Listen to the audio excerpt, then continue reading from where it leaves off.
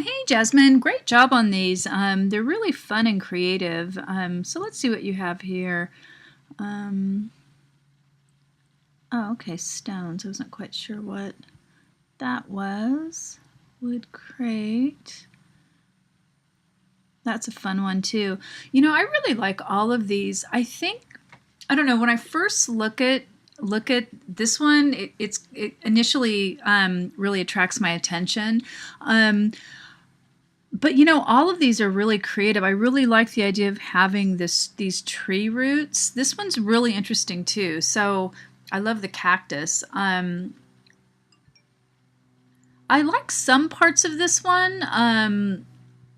And I like a lot of parts of all of these. I'm not being much help, I know, huh? But anyway, so the main thing that to keep in mind when you're photographing these or accumulating these images for next week is really think of the lighting and the angles. And I just wanted to show you a couple, past student work. I know the tendency is for students to do things kind of head on, but if you think about changing the angles, like you can see this is from a side view, because these are final, so this is kind of where we're headed with this. So, if you show a little bit of the sides, you can see the side of this guitar and the side of this amp. It just works to add more depth. So in the long run, it'll just be a more interesting piece. Same here. Seeing a couple sides, and again, note the use of perspective with the back, objects being smaller, which is very easy to do in Photoshop. And again, once you get the images, you can move things around. Same here. This is kind of a flat object, but just seeing the sides of it, and then using just really planning out. When you get the pictures, photograph them, maybe get some of them online.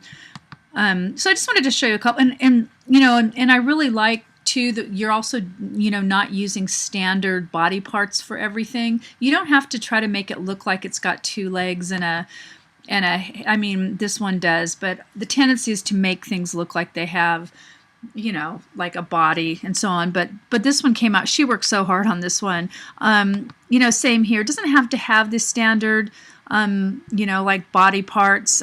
So just feel free to really get creative with that.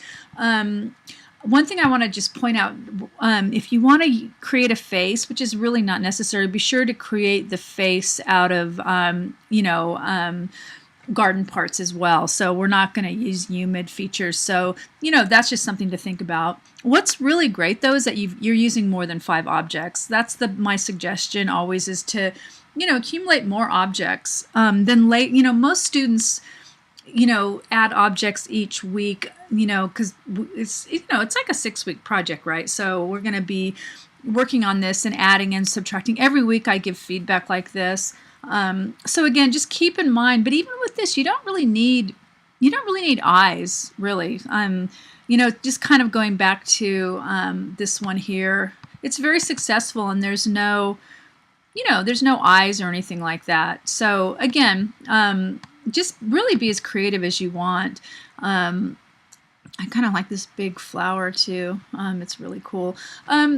I'm sorry I'm not being much help, but these are all really creative. So, once you start accumulating the images and start putting them together, Photoshop works well to scale them. So the main thing is just getting high quality images and, try to match the lighting if you can. But again, a lot of adjustments can be made in Photoshop too. So anyway, really super job, Jasmine.